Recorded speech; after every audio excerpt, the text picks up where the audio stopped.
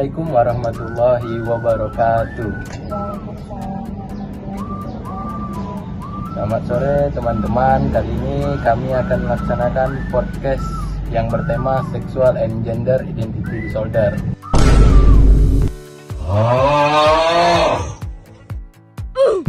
Hari ini saya akan menjadi host pada podcast kali ini. Yang perkenalkan, nama saya Raihan Soki Marwan dan ada 3 bintang tamu cantik-cantik nih. Mungkin boleh perkenalan dulu biar teman-teman semua juga pada tahu nih. Kakak ini siapa namanya? Kenalin, nama aku Zahra Gista. Aku Mahani Salwa. Zahra Sindra. Asal kakak-kakak ini dari mana nih kalau boleh tahu? Kalau aku dari Pekanbaru.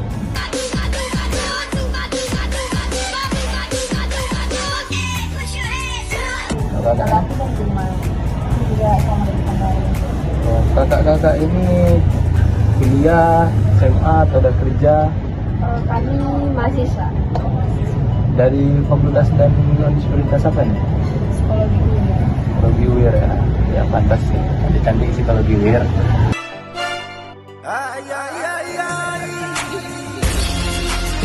Jadi mungkin kita sudah boleh masuk kepada tema yang akan kita bawa.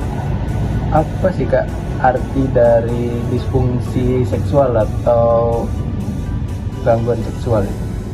Kalau disfungsi seksual itu kesusahan pria maupun wanita dalam merasakan kepuasan seksual yang baik.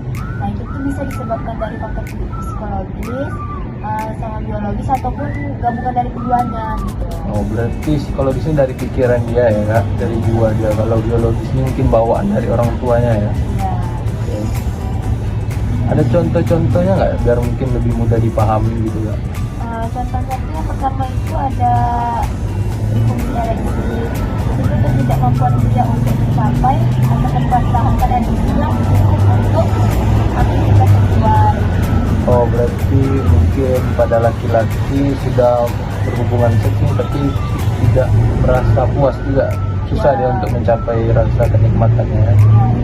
Dari contoh yang lainnya? Yang kedua itu adalah gejala seksual interest, rendahnya atau tidak adanya hasrat seksual dan respon dominan pada wanita.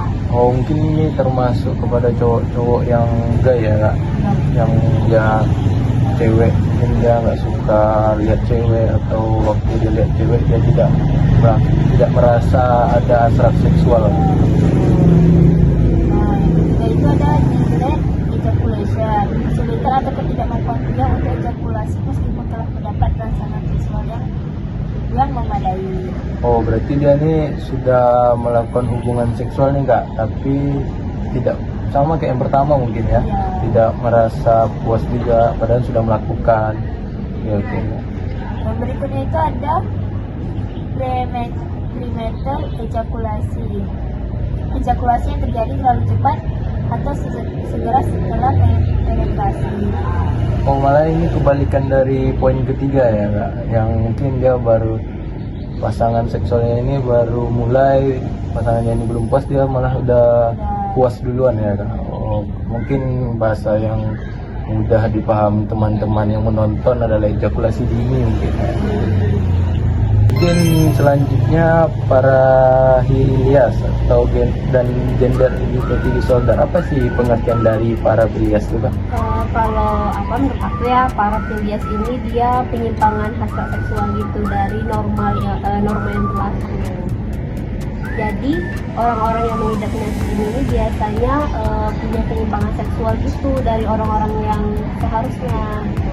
Oh, mungkin masuk juga dengan yang dijelaskan Kakak yang pertama tadi. Jadi kayak orang-orang yang mungkin sekarang yang lagi booming-boomingnya LGBT gitu ya Kak. Kayak contohnya ada tuh Kak? Contohnya yang pertama ada exhibitionism. Yang pertama itu contohnya dia suka memamerkan alat-alat kelaminnya gitu ke orang lain gitu. Oh, berarti yang baru-baru viral nggak lama ini yang kayak yang pria di Indomaret yang sengaja membuka celana untuk memamerkan alat kelaminnya itu termasuk para Hilias dia ya Kak? Iya, Para karena Hilias. itu dia memamerkan alat kelaminnya gitu untuk memuaskan hasrat seksualnya. Oke, ada lagi Kak? Yang kedua ada fetishism. Yang kedua ini ketertarikan seksual terhadap benda-benda tertentu gitu, kayak ada contohnya. Biasanya terjadi kehilangan pakaian dalam gitu yang lagi dijemur, ya kan? Biasanya kayak di kosan atau di dalam rumah gitu. Nah itu sebenarnya mereka yang nyuri ini bukan pengen nyuri gitu, cuma karena untuk memuaskan hasrat seksualnya, jadi mereka tuh sengaja mencuri, padahal nggak ada niat mencuri. Oh, berarti dia ini yang mencuri ini bukan karena faktor ekonomi, berarti karena memang dia fetisnya gitu, mencuri mungkin contohnya sepatu wanita, kaki wanita atau dalaman wanita. Oh, berarti itu penyakit juga ya Kak? Penyakit seksual juga ya? Yang ketiga ini ada pedofilia. Nah, sekarang kan banyak tuh kasus-kasus orang dewasa suka sama anak-anak yang belum puber gitu ya kan. Nah, itu termasuk pedofilia. Terus yang terakhir ada voyeurism, yaitu ketertarikan terhadap melihat orang yang sedang telanjang atau sering mengintip orang yang sedang mandi gitu. Berarti orang-orang yang suka mengintip di kos-kosan atau di rumah-rumah tetangganya diintipnya, berarti itu penyakit seksual ya Kak? Mungkin itu teman-teman yang sering mengintip harus dicek tuh penyakitnya tuh. Pengertian dari gender identity disorder itu apa Kak? Ini merupakan kondisi di mana seseorang tuh ketidaksesuaiannya antara identitas gender mereka terhadap memandang diri mereka sendiri gitu. Kayak mereka nih, dia cowok, cuman dia tuh memandang diri dia tuh kalau dia tuh cewek, jadinya dia berpakaian seperti cewek, terus body language-nya tuh kayak cewek gitu. Oh, mungkin ada contohnya tuh? Contohnya tuh kayak transgender gitu lah. Transgender itu berarti termasuk di gender identity disorder ya Kak? Iya. Penyimpangan. Oke, mungkin yang selanjutnya sexual disorder not out hair-wise, spesifiknya apa nih Kak? Itu kategori yang mencakup tentang gangguan seksual yang tidak memenuhi kriteria diagnostik untuk kategori yang paling besar, tetapi tetap menimbulkan tekanan atau gangguan yang signifikan. Contohnya apa dulu? Contohnya itu seperti gangguan seksual yang berhubungan dengan rasa takut. Oh, berarti mungkin orang-orang yang menjadi korban dari pelecehan seksual waktu masa kecilnya, ketika dia sudah dewasa, mereka tidak mau melakukan hubungan seksual karena memiliki trauma di masa kecil. Terus yang kedua ada gangguan seksual akibat kondisi medis lain. Itu seperti gangguan seksual yang muncul sebagai gejala dari kondisi medis lain, tetapi tidak sepenuhnya sesuai dengan kategori disorders seksual lainnya. Oh, berarti mungkin mereka yang apabila dia melakukan hubungan seks, mungkin dia sarafnya sakit atau apa dari kondisi medisnya yang membuat sakit, jadi dia merasa enggan melakukan seks karena dapat menimbulkan penyakit medis itu ya? Iya, benar. Okay. Terus yang ketiga ada hyperseksualitas tanpa spesifikasi. Ini tuh dorongan seksual yang sangat tinggi tapi tidak sesuai dengan kriteria karakteristik tertentu.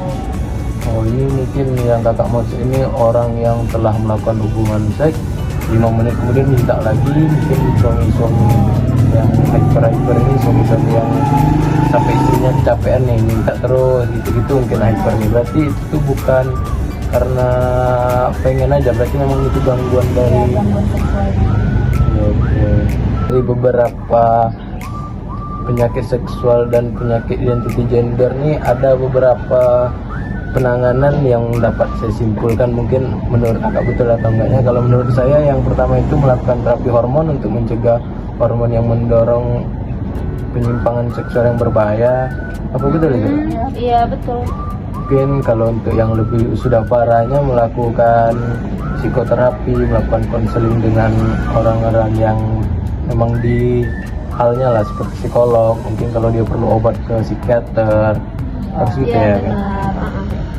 Dan menurut saya kalau kayak seperti penyakit-penyakit yang karena terbawa teman-teman atau lingkungan kayak LGBT itu mungkin kan ada yang memang dari lahir dia tidak seperti itu, tapi karena teman-temannya lingkungannya sudah pada LGBT, untuk pencegahannya mereka harus keluar dari lingkungan tersebut ya. Iya Baik teman-teman, mungkin sekian podcast sore ini kami dari kelompok 2. Terima kasih. Dadah. Ya.